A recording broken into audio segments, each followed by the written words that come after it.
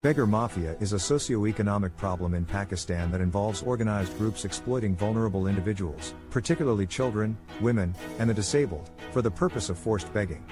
These mafias often employ tactics such as abduction, mutilation, and coercion to control their victims and maximize their profits. The issue has gained significant attention in recent years due to its prevalence and impact on society. Some marked incidents related to the Beggar Mafia in Pakistan. Lahore child beggar gangs. In 2016, a child beggar gang was busted in Lahore, where a group of criminals had abducted children and forced them into begging. The gang members would disfigure the children to evoke sympathy from the public and enhance their begging earnings. The incident highlighted the gruesome tactics employed by these mafias. Karachi beggar racket. In 2018, law enforcement agencies in Karachi uncovered a beggar racket involving criminal elements. The gang would abduct children, women, and the disabled from different areas of the city and force them into begging. The victims were subjected to physical abuse and exploitation. Peshawar begging cartels. Peshawar, the capital of Khyber Pakhtunkhwa province, has been plagued by begging cartels that operate in the city. These cartels forcefully recruit vulnerable individuals, especially Afghan refugees, and use them as beggars. The victims are controlled through threats and violence, and their earnings are extorted by the mafia. In 2021, police and agencies launched a crackdown on the mafia, arresting several beggars. The children were believed to be kidnapped and fed to the multi-million rupee verboten industry. The mafia has returned, causing increased street crime in major markets in Karachi. Beggars, come in all ages, from elderly men and women to children who are frequently taken from their families and tortured into begging, Adnan Khan, a resident of Gulshan-e-Iqbal, stated.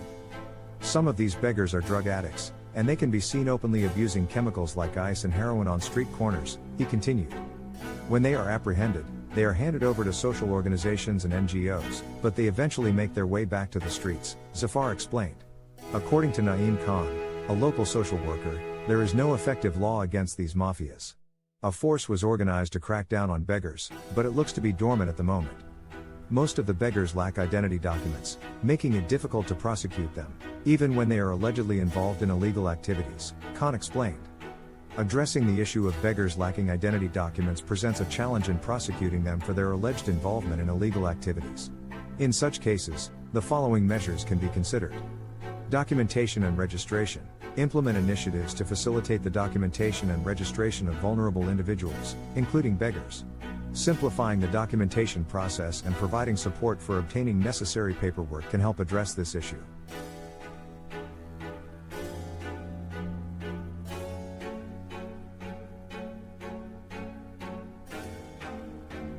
Collaboration with social welfare organizations. These organizations can play a vital role in identifying and assisting beggars in obtaining necessary identity documents. They can also provide support and guidance throughout the documentation process.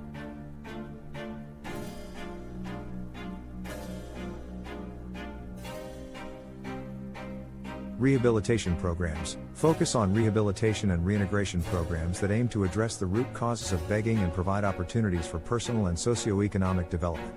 By addressing underlying issues such as poverty, lack of education, and social exclusion, individuals are less likely to engage in illegal activities. It is essential to approach the issue of beggars lacking identity documents with empathy, understanding the underlying challenges they face, and adopting a comprehensive approach that combines legal, social, and rehabilitative measures.